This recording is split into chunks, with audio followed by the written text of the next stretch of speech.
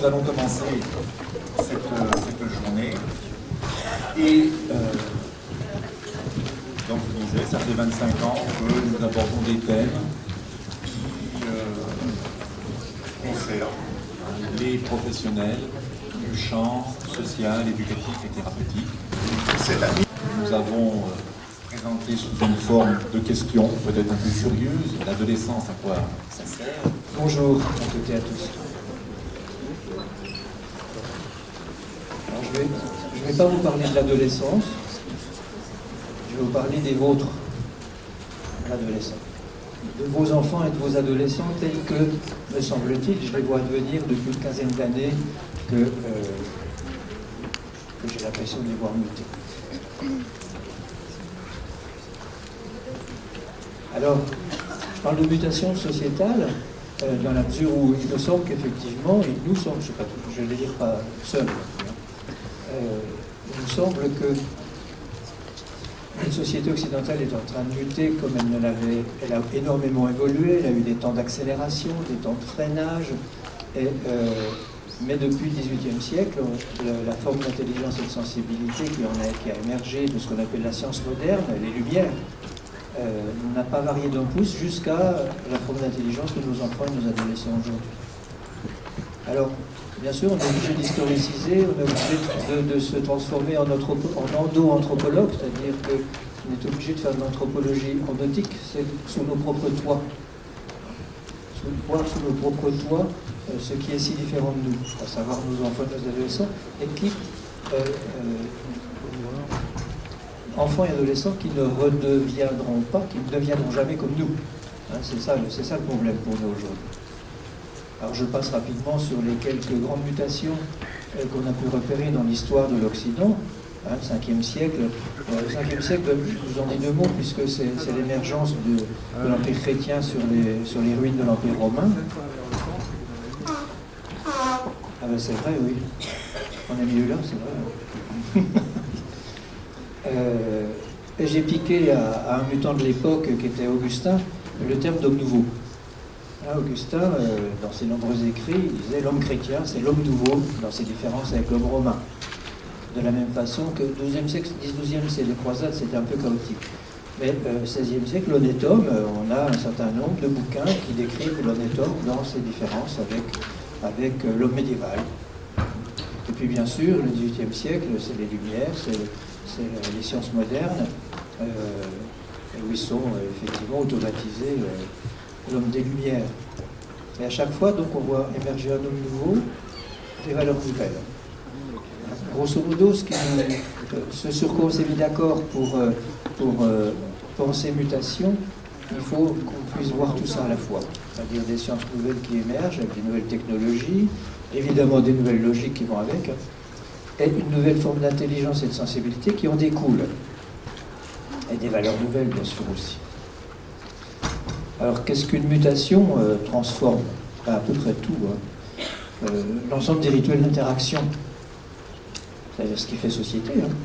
À savoir les façons d'exprimer ses émotions, les façons de percevoir les choses, la représentation de soi, de l'autre et du monde, le rapport aux objets, évidemment. Et puis, ce qui chagrine le plus les parents, les éducateurs et les enseignants, là, c'est la redéfinition radicale de ce qu'est l'autorité, de ce qui fait autorité, de ce qu'on appelle nous les interdits, et puis de la forme de la hiérarchie. En fait, donc, il y a eu l'émerge de tout ça une nouvelle économie psychique et relationnelle. Une nouvelle forme d'intelligence et de sensibilité, je l'ai déjà dit. Alors, voyons voir un peu par le détail. Mais un premier élément pour éviter les tentations pathologisantes, hein, alors là, c'est un vieux concept, hein, puisqu'il date des années 40, hein, c'est l'école culturaliste d'anthropologie, des gens passionnants d'ailleurs. Hein. Et ils nous disent quoi? Ils nous disent que les membres d'une même société, dans certaines situations typiques, montrent les mêmes façons de se comporter et d'exprimer leurs émotions. C'est-à-dire qu'ils savent danser de la même manière. Alors, je vais beaucoup parler de danse parce que les systémiciens n'oublient pas, en tout cas ils essayent de ne pas oublier, que 75 à 80% de notre communication au quotidien, c'est du non-verbal. Et le verbal, c'est seulement 20 à 25%. Donc on est surtout des danseurs qui s'ignorent avant d'être des bavards. Et ces situations typiques, donc, elles n'ont pas besoin de se réfléchir. C'est vraiment ce qu'on appelle du façonnement sociétal, ou un inconscient sociétal, si vous préférez, qui fait qu'on sait toujours comment se comporter dans les situations typiques. Ça s'en est une, par exemple. Vous êtes dans un amphi, donc vous la bouclez. C'est normal. La structure amphi vous l'impose. Bien moi, elle m'impose évidemment de faire mon intéressant, ça va de soi, puisque je suis sur la scène. Et pour toutes les autres situations typiques, vous n'avez pas besoin de réfléchir. Quand vous êtes autour du café, qui est une situation typique, vous savez comment vous comporter sans avoir réfléchi. Vous balancez des coups de coude pour arriver au café. Alors que là, tout le monde, vos émotions, vous voyez la façon dont elles sont régulées par la structure, ici. Et dans toutes les autres situations, elles le sont aussi. Quand on commence à étudier ce que c'est qu'un façonnement sociétal et psychosociétal, on s'aperçoit que on est encore moins libre que ce que Freud nous racontait. Le problème, je vais trop vite, le problème c'est que la personnalité de base c'est une machine aveugle. Enfin, c'est un problème à l'heure actuelle, parce qu'en temps normal, entre deux mutations, ça n'en est pas un. C'est nécessairement une machine aveugle, puisque c'est une danse, quand on danse tous la même danse, il n'y a aucun problème. Et en fait, quand on se trouve face à quelqu'un qui ne danse pas la même danse, on sait que c'est déviant. Le problème, aujourd'hui, avec nos gamins, c'est qu'on vit comme déviant un certain nombre de comportements nouvellement normaux. Et c'est un vrai problème, parce qu'on passe notre temps à les attaquer plutôt qu'à les accueillir. Gregory Bateson, c'est le grand-père des systémiciens. C'est quelqu'un que j'aime beaucoup, qui est un logicien de grande envergure. Alors il affine un peu les choses. Lui, il parle d'éthos et d'édos. L'éthos, il dit, c'est ce qui, dans toutes les sociétés, organise des instincts et des émotions. Pour les émotions, on l'a vu. Vous voyez comme vos émotions sont organisées par la structure amphi. Et comme tout à l'heure, elles étaient organisées par la structure restaurant ou par la structure café. Quant aux instincts, évidemment, c'est l'agressivité et la sexualité. Et il nous rappelle une chose, qui va de soi, mais qui est bonne à rappeler, c'est que toutes les sociétés prescrivent très étroitement les bons usages du sexe et les bons usages de l'agressivité. Et c'est prescrit de manière tellement claire que chaque fois que nous nous trouvons devant un mauvais usage du sexe selon notre façonnement, on le voit instantanément. Et selon un mauvais usage de l'agressivité, on le voit instantanément aussi. De la même façon, ce qu'il appelle les deux, c'est la perception. Et il attire notre attention sur le même phénomène, à savoir que, certes, quand je regarde cette bouteille d'eau minérale, mes sens la dessinent, mais en même temps, mon façonnement sociétal me dit si elle a une bonne place ou une mauvaise place. C'est vrai pour tous les objets. Chaque fois qu'on regarde un objet, on sait s'il a une bonne place ou une mauvaise place. Si cette bouteille était au milieu du hall, là-bas, tout le monde en passant de côté, c'est-à-dire qu'est-ce que cette bouteille fait là. Je prends une chaise au milieu devant l'esplanade, au milieu de l'esplanade, tout le monde en passant devant sa chaise, dire qu'est-ce que cette chaise fait là, alors que les chaises autour des tables, ça va de soi.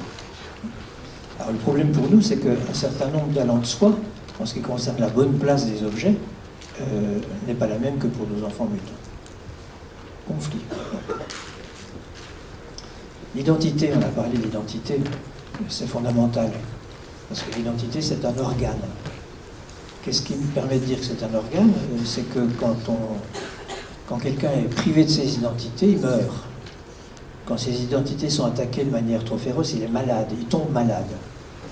Là-dessus, c'est une chose importante.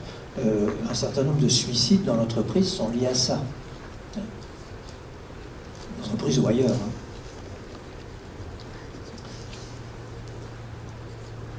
Et nous, nos identités, elles sont mode appartenantiel. C'est pas un scoop, c'est-à-dire que ce sont nos groupes d'appartenance qui nous donnent nos identités à la condition qu'on pratique les rituels d'appartenance de ces groupes-là. Ce qui fait de nous des gens hétéronomes. Alors, j'ai entendu ce matin ce que je pense être un glissement sémantique.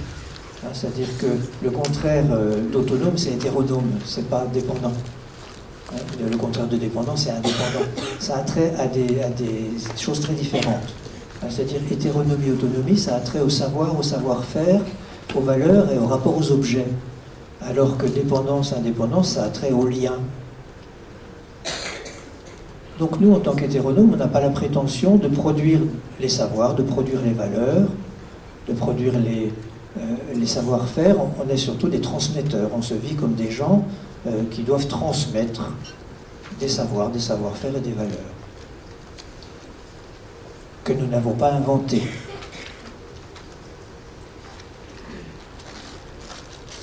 Alors que nos gamins, aujourd'hui, leur identité est façonnée de façon individuelle. Ils sont individualisés. On n'est plus dans l'individuation, hein, qui est compatible avec l'appartenantiel, bien sûr. On est dans l'individualisation, ce qui, de mon point de vue, est une véritable chance pour l'humanité, dans la mesure où l'appartenantiel aujourd'hui est devenu une machine à tuer. Il ne faut pas oublier déjà qu'au XXe siècle, on a quand même fait 100 millions de morts appartenantiels en Europe. Il ne faut pas l'oublier, ça, quand même. Hein. C'est le côté noir de l'appartenance. Hein.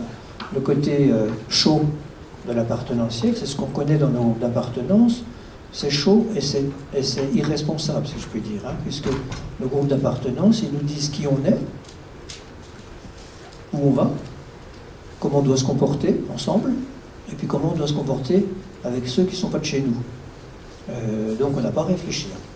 Hein, on a à faire comme la danse nous indique de faire. Nos gamins, ils sont fabriqués individualisés et non plus les barrières appartenantielles. Dans une époque où, avec probablement, c'est un effet de la mondialisation, les groupes d'appartenance entrent dans un tel niveau de frottement que vous pouvez compter chaque jour, si vous écoutez la télé, chaque jour le nombre de morts appartenantielles, que ce soit au Moyen-Orient, en Afrique, en Europe de l'Est, etc. etc. Donc, ne l'oublions pas, ça. Hein, je m'adresse aux nostalgiques des appartenances en ce moment. Ils sont individualisés, plus de barrières appartenantielles, ils peuvent être amis avec tout le monde, avec des gens à l'autre bout du monde, plus précisément. Non, pas avec tout le monde, avec des gens à l'autre bout du monde. Alors, ça donne le truc classique, hein, des parents, quand les enfants leur disent tout fièrement j'ai 650 amis sur Facebook, mais bon, c'est pas tes amis, tu les as jamais vus. Donc, effectivement, ils les ont jamais vus, mais néanmoins, ce sont leurs amis. Ça redéfinit complètement l'amitié.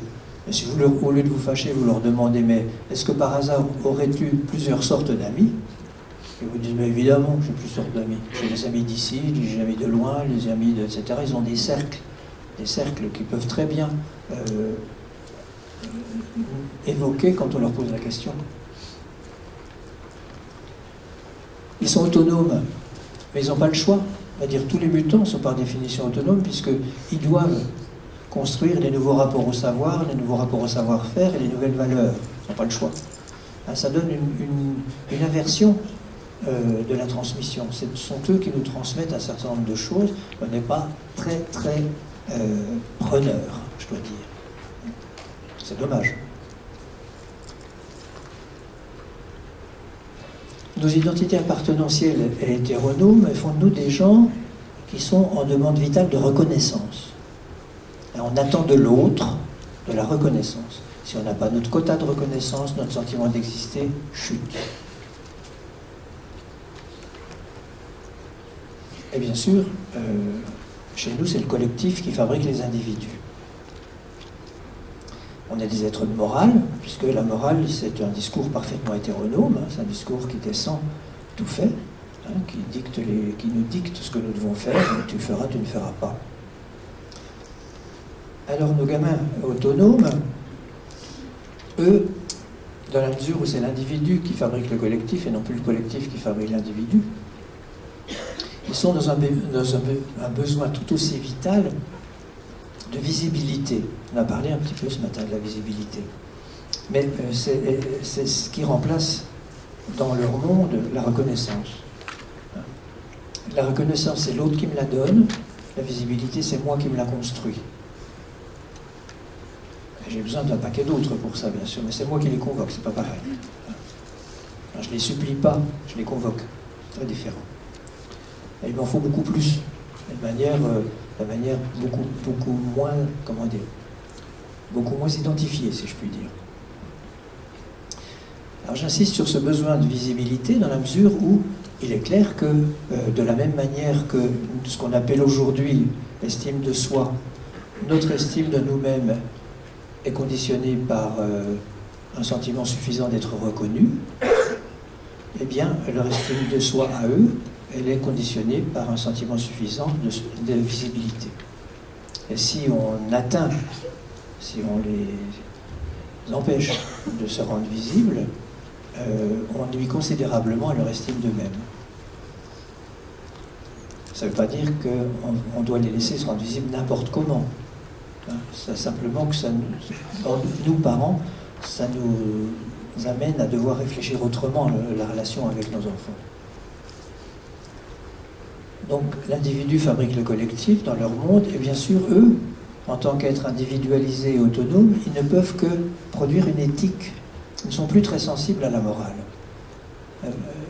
Le tu feras, tu ne feras pas, c'est pas quelque chose qui leur parle. Alors que je ferai, je ne ferai pas, ça leur parle beaucoup, mais il me paraît assez évident qu'aucun enfant n'est en mesure de fabriquer tout seul dans son coin les éléments composants d'une éthique potable. Et que pour ça, nous avons vraiment besoin d'entrer en conversation avec eux aussitôt que possible.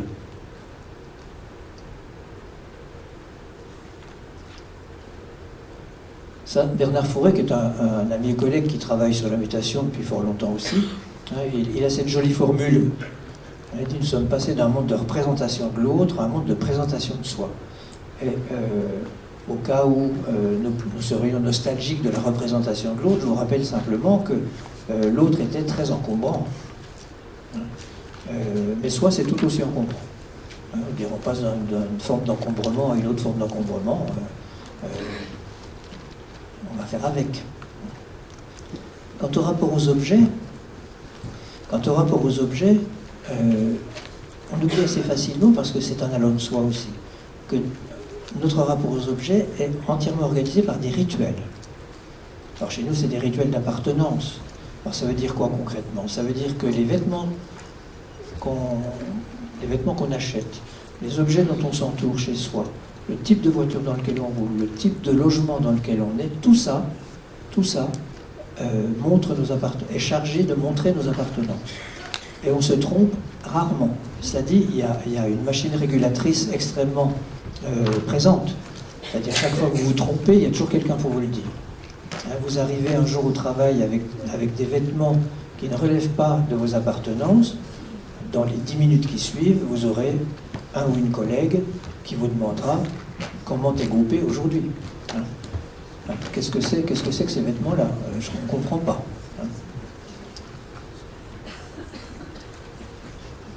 Ah oui, gopé, c'est du franc-comtois, excusez-moi. Comment tu es habillé aujourd'hui?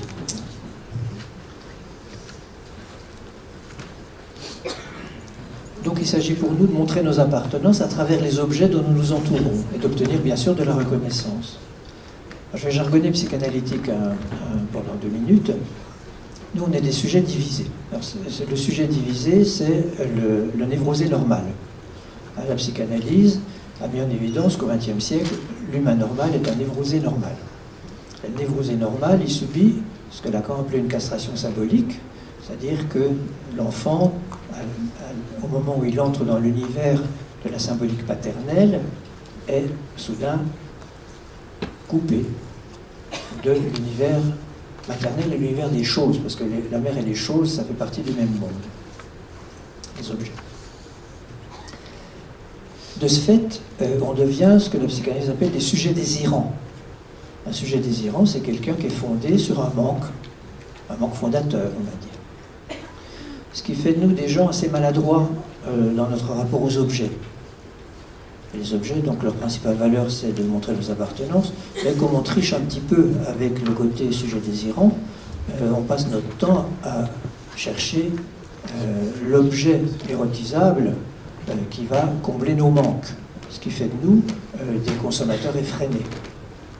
Ça, je crois que c'est une chose à ne pas oublier, hein, c'est que le névrosé normal, le sujet désirant, est un consommateur effréné.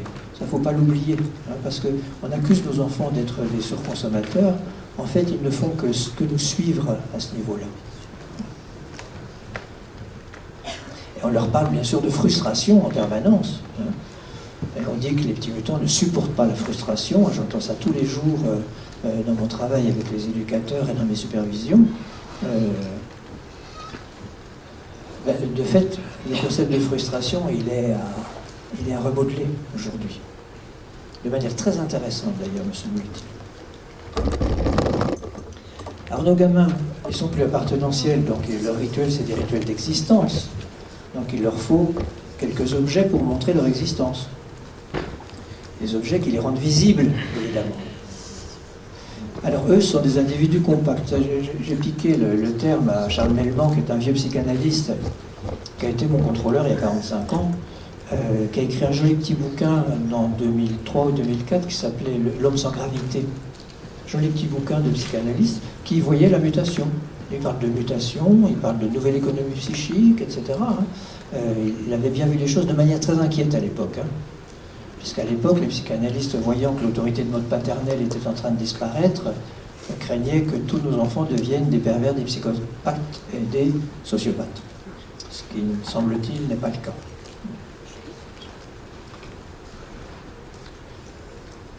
Charles Melman, donc, disait, nous sommes des sujets divisés, eux sont des individus compacts. Ce qui laisse entendre qu'ils sont plus proches du besoin que du désir. Alors, à l'époque, c'était vraiment très inquiétant.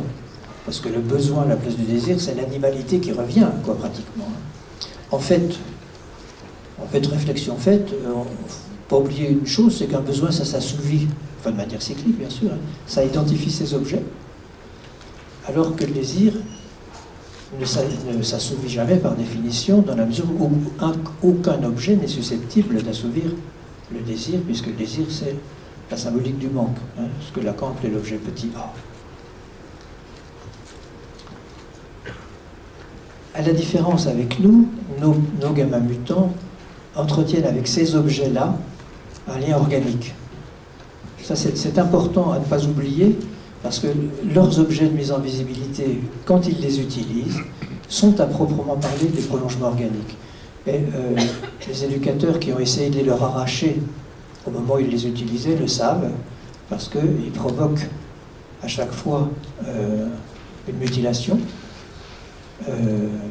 quelque chose qui ressemble tout à fait à ce qu'on appelle en médecine la douleur exquise. La douleur exquise, c'est une douleur ingérable, qui vous rend momentanément fou.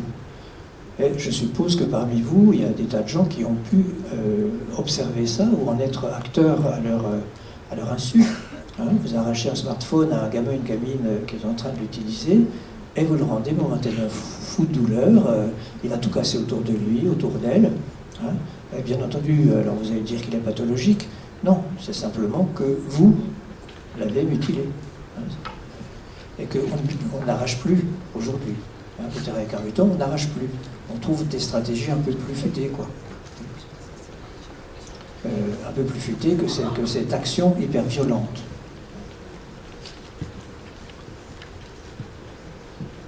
L'autorité, justement. Donc, on disait l'autorité. On s'est aperçu au début des années 2000, quand cette forme d'autorité a commencé à disparaître, on s'est aperçu effectivement ce qu'on appelle l'autorité, c'était une autorité de mode paternel. Et puis, ça nous a permis d'y réfléchir à cette forme d'autorité, parce qu'on l'avait complètement hypostasiée. Elle était tellement indispensable, tellement incontournable, tellement structurante et organisante, qu'on l'interrogeait peu, en réalité. Et là, on peut se permettre de l'interroger, et on en connaît évidemment la naissance. Hein, c'est la Patria Potestas, c'est la première loi écrite à Rome, en 462 avant Jésus-Christ, qui décrivait ce qu'est, dans ses prérogatives, ce qu'est le père, le pater familias, droit de vie et de mort sur sa femme, sur ses enfants et sur ses esclaves. Et depuis, cette forme de paternité n'a jamais été remise en question. elle s'est certes légèrement adoucie, je dis bien légèrement adoucie, parce que avant, on parlait tout à l'heure de 1945, ce qui a changé les choses, mais avant, jusqu'en 1939, un père avait l'autorité de faire enfermer son fils à sa convenance dans un bagne pour enfants. Le père le décidait, il n'y avait pas besoin de passer par un juge. Au XVIe siècle, dans certains États des États-Unis, le père avait le droit de mettre à mort son fils s'il était désobéissant. Donc et les lois napoléoniennes ont renforcé à la fois la puissance paternelle et clairement établi et réétabli, si que le s'en était fait sentir, la minorité des femmes. Les femmes étaient des êtres mineurs. Rappelez-vous, mesdames, que quand vos mères et vos grands-mères ont pu obtenir le droit de vote, elles ont le droit d'ouvrir un compte en banque sans l'autorisation de leur mari. C'est très très récent. Le coût de l'autorisation bancaire, c'est quoi? Ça date des années 60.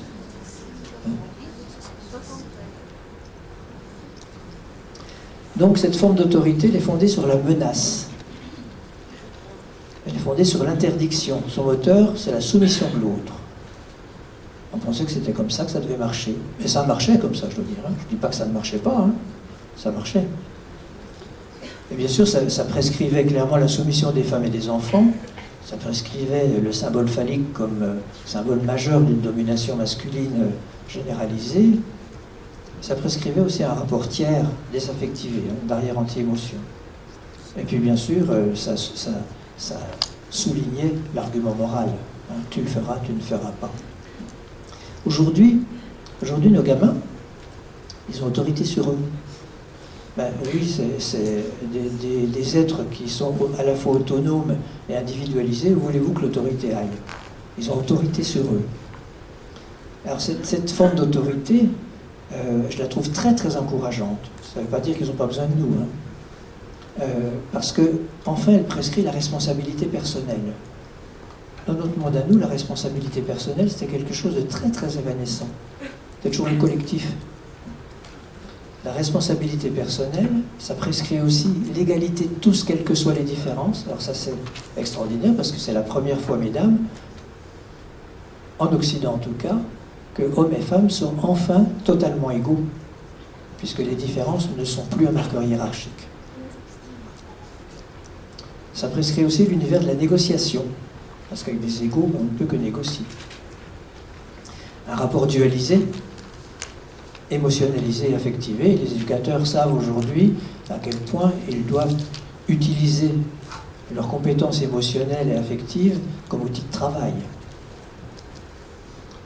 Aujourd'hui, on n'en est plus à, quand un éducateur commençait à affectiver la relation avec un gamin, il y a toujours un collègue pour lui dire « attention, mets du tiers ». Ça, on ne l'entend plus beaucoup. Alors, chez les psychanalystes, c'était « attention, tu fais un contre-transfert massif ». Et bien sûr, là où était logée la morale, se loge l'éthique. Je ferai, je ne ferai pas. Et qu'est-ce qui va présider à cette décision? Et là, s'il n'y a pas d'entrée en conversation. C'est pour ça que j'étais enchanté tout à l'heure à écouter Nicole Prieur, parce que la conversation, on ne peut pas coproduire une éthique sans conversation. C'est impossible.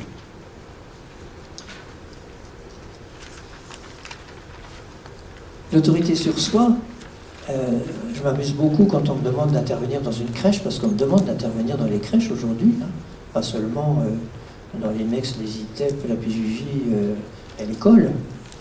On me demande de venir dans les crèches, parce que les dames de crèche, elles n'y arrivent plus avec les bambins de 2 ans et demi.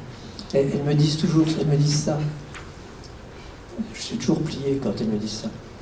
Je leur demande, qu'est-ce qui ne va pas, mesdames? Elles me disent, regardez comme ils nous regardent. Et effectivement, les bambins de 2 ans et demi nous regardent à égalité, comme ça. Droit. Alors je dis, mais pourquoi? Alors, avant, ils regardaient comment? Ils baissaient les yeux, avant. Ah bon, d'accord. Ils ne baissent plus les yeux. Et en plus, dès qu'ils savent parler, ils négocient. Ce qui est vrai. Et ils n'écoutent plus les consignes, ce qui est tout à fait vrai, puisque écouter une consigne, c'est se soumettre, évidemment.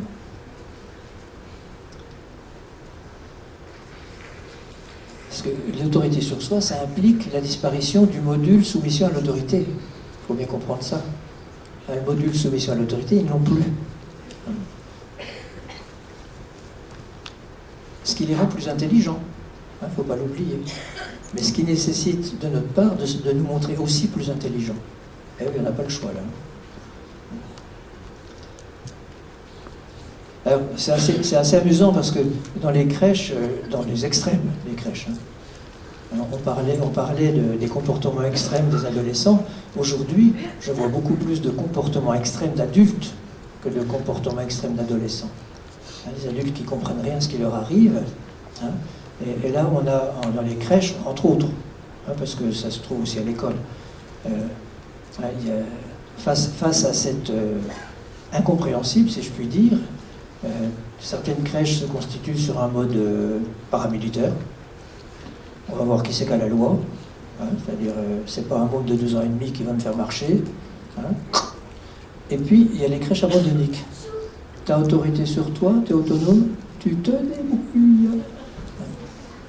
J'en ai un exemple récent que m'a raconté une jeune thérapeute que j'ai en supervision qui intervient aussi dans une crèche.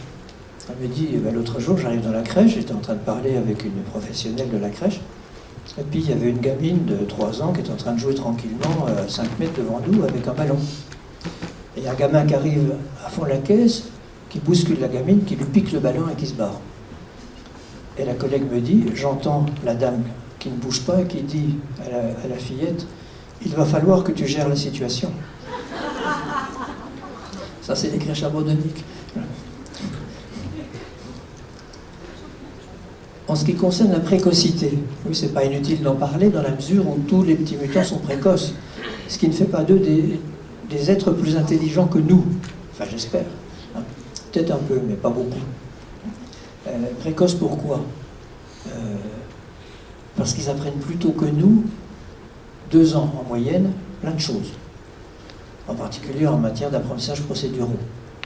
C'est dommage que ce soit les marchands de jouets qui l'aient compris avant nous, et qui ont fait descendre les jouets à 8 ans, ils sont maintenant à 6 ans, et les jouets de 6 ans, ils sont maintenant à 4 ans. Il va falloir qu'on suive, quand même. Soyons attentifs à ne pas nous laisser piéger par ce terme, parce que si nous nous piégeons avec ce terme, nous piégeons le gamin concerné, dans la mesure où je vois malheureusement régulièrement, quand il y a une complicité de malfaiteurs entre parents, instits et psychologues scolaires qui décident que cet enfant précoce est en fait un enfant surdoué, on va lui demander des performances qu'il sera bien incapable de donner puisque il est que précoce et pas surdoué, et alors là, on le met en échec et son estime de lui-même descend dans ses chaussettes. La hiérarchie, j'adore ça aussi. Notre monde était un monde de hiérarchie verticale. La hiérarchie verticale, c'est une machine à produire de l'inégalité. Produire et pérenniser de l'inégalité, ça va de soi. Et elle génère une forme particulière de respect, ce qu'on appelle le respect. Quand on cherche à modéliser ce qu'on appelle le respect, on s'aperçoit en fait que ce qu'on appelle respect dans notre monde, ce sont des signaux de soumission face à des signaux de domination. C'est une machine circulaire, domination-soumission. Mais notre forme d'intelligence du XVIIIe et XXe siècle est de mode analytique. On dissocie. C'est-à-dire que les petites machines circulaires, on ne connaît pas. Il a fallu attendre, disons, le groupe cybernétique dans les années 43-46 pour qu'enfin on modélise des machines circulaires. Ce qu'on a appelé le feedback positif et négatif. Aujourd'hui, l'hiérarchique s'horizontalise. Alors, voilà quand même maintenant une bonne dizaine d'années que les managers postmodernes prêchent ça dans l'entreprise. Attention, soyez attentifs, vous patrons, à ce que le hiérarchique est en train de s'horizontaliser. Si vous voulez garder vos jeunes diplômés, il va falloir que vous leur offriez une autre forme de respect que celle à laquelle vous êtes habitués, que vous leur offriez des espaces d'initiative suffisants, et que vous fassiez en sorte qu'ils soient heureux de venir au boulot le matin. C'est-à-dire qu'ils y trouvent du confort. Et cette horizontalisation de hiérarchique, elle met en place quelque chose qui m'enthousiasme, hein, c'est que la nouvelle forme de respect, hein, le nouveau modèle de respect, c'est une machine à se faire des signaux égalitaires, quelle que soit la place qu'on occupe dans la ligne hiérarchique. Les vieux, dans un premier temps, étaient morts de peur à l'idée que dans cette horizontalisation hiérarchique, tout le monde devait prendre la bonne place. Parce que la bonne place, c'est celle de celui qui commande, évidemment. Celui qui a le pouvoir dans notre monde. Or, il semble bien que nos petits mutants, quand ils ont le choix, ça ne les passionne pas. Ce qui les passionne, c'est une place où ils puissent pourvoir à leur développement personnel, où qu'elle soit. Et le fait de ne pas être dans la place de celui qui a le pouvoir sur les autres, ça ne les gêne pas du tout. Donc, on s'est aperçu assez rapidement que l'horizontalisation de hiérarchique, cette forme d'égalité qui est faite de signaux réciproques d'égalité, n'altère en rien, n'attaque en rien les fonctions. Chacun est toujours dans sa fonction, hein, sa fonction qui est faite plus de responsabilité que de pouvoir, ça c'est important. Hein. La seule chose que je vois évoluer avec nos jeunes professionnels mutants, c'est que ils n'ont pas du tout envie de devenir le directeur du directeur ou le chef de service du chef de service. Hein. En revanche, quand ils voient un chef de service ou un directeur qui ne fait pas bien son boulot, eh bien ils le disent. Ils le disent. Ils n'ont plus cette soumission qui fait qu'on se tait face au pouvoir. Notre problème à nous, avec nos gamins mutants, hein, ça c'est le problème central, c'est que dans notre monde à nous, les enfants et les adolescents sont des inférieurs hiérarchiques. Et nous les traitons comme tels. Ils nous doivent une forme de respect, celle que j'évoquais tout à l'heure, que nous ne leur devons pas, bien sûr, puisque nous, on est là pour faire des signaux de domination, pas pour faire des signaux de soumission. Et le problème, c'est que, comme nos enfants d'aujourd'hui, enfants et adolescents, n'ont plus le module soumission à l'autorité, ils ne peuvent plus souscrire à ça. C'est-à-dire que quand nous leur faisons des signaux de domination, ils ne savent pas nous répondre en signaux de soumission, ils ne les connaissent pas. Alors ça donne à l'école et parfois dans l'univers éducatif, mais malheureusement plus, beaucoup à l'école, hein, on a un enseignant, un adulte qui danse l'autorité, quoi, la domination. Et il attend en face, puisque c'est une machine qui s'engage, qui s'embraye mutuellement. Hein. Il attend des signaux de soumission qui ne viennent pas. Donc il en rajoute une petite louche, quoi. Faut qu'il comprenne, le gamin, quoi. Et le gamin, il ne comprend toujours pas.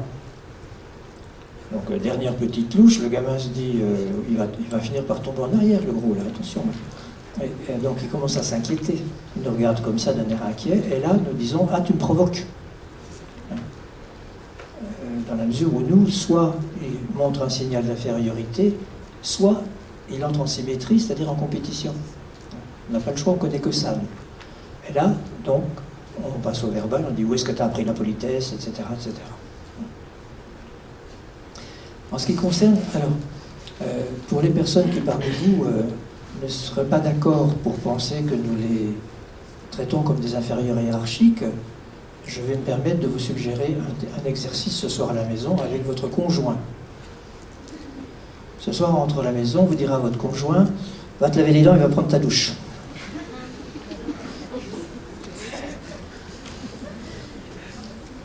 Et vous voyez ce qui se passe. Et là, vous verrez que cette mélodie et cette forme grammaticale ne convient pas quand on s'adresse à un égal. Ce qui nous empêche en aucune manière de dire ça tous les jours à nos propres mômes.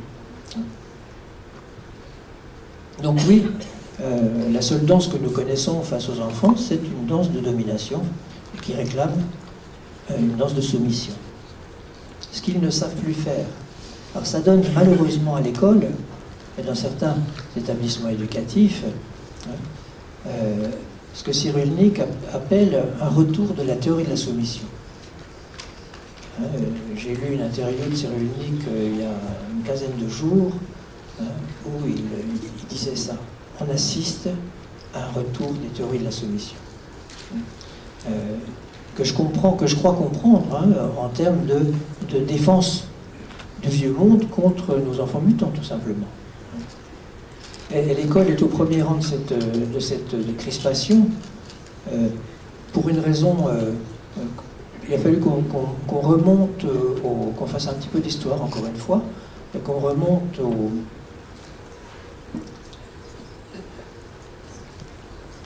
aux fonds baptismaux, si j'ose dire, de l'école de la République, Troisième République, où il est écrit en toutes lettres que l'école obligatoire, gratuite et laïque doit fabriquer des soldats. C'est écrit en toutes lettres que cette école doit fabriquer des soldats. Ben oui, un bon soldat, c'est quelqu'un qu'obéir. Et dans la crispation que l'école montre de plus en plus, et un peu partout malheureusement, pas seulement en France, quand je circule en Belgique c'est pareil, en Suisse c'est à peine plus cool, en Allemagne c'est plus cool, mais ça se dégrade.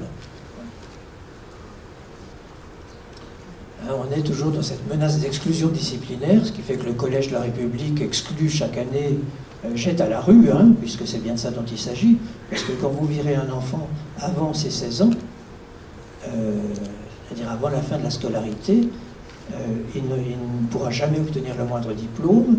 En plus, quand il est viré, ça veut dire qu'il a eu du mal à apprendre à lire et à écrire et à compter, et donc on fabrique des petits barbares. C'est clair que l'école, en virant des mômes à 14 ans dans la rue, fabrique une armée de petits barbares. Et c'est très inquiétant, ça.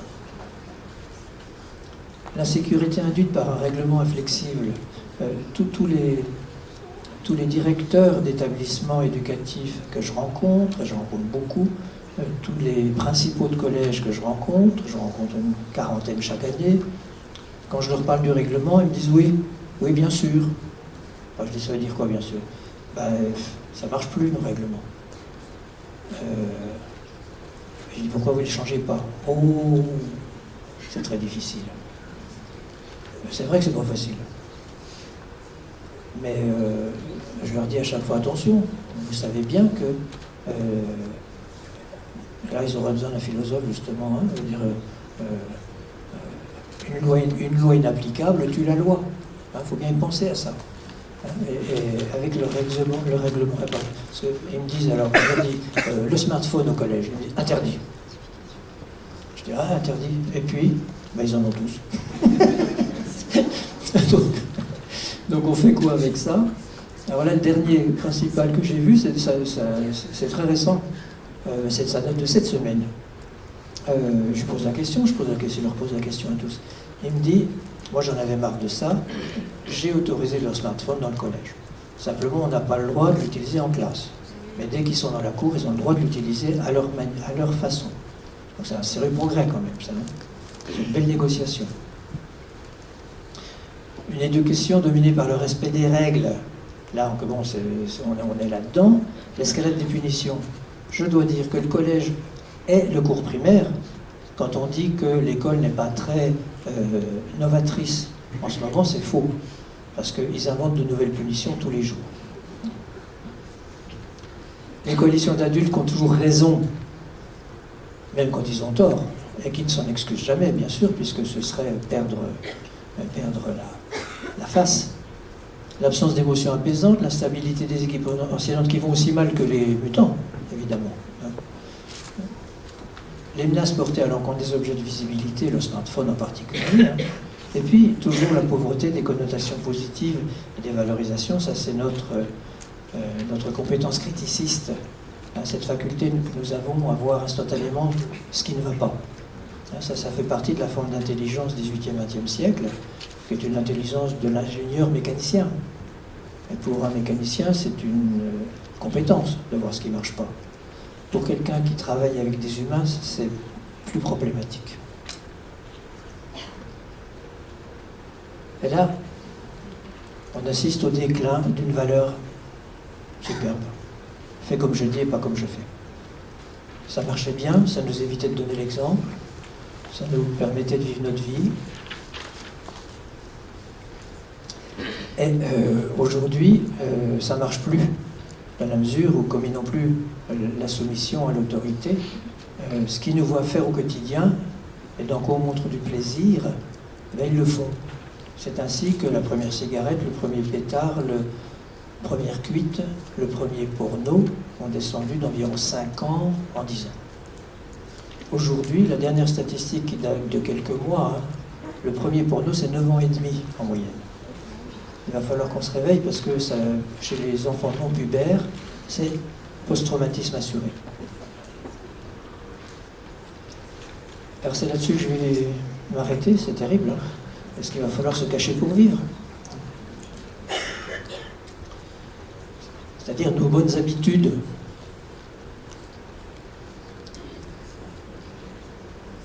Et j'ai pas de solution parce que nous, on n'est pas du tout préparés à donner l'exemple. Du tout, du tout.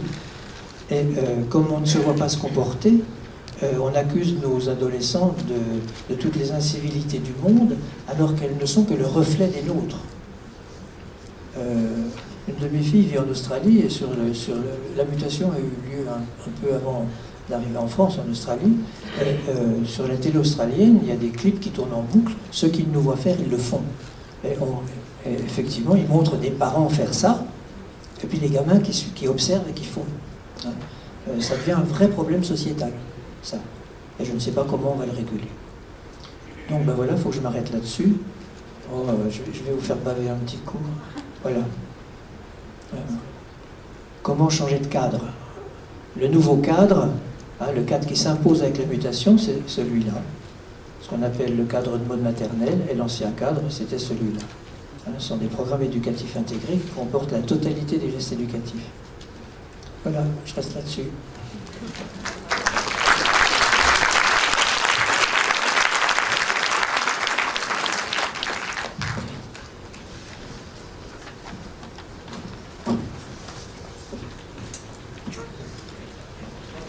Bien. Merci. On aura donc la possibilité de poser des questions à Jean-Paul Gaillard donc après.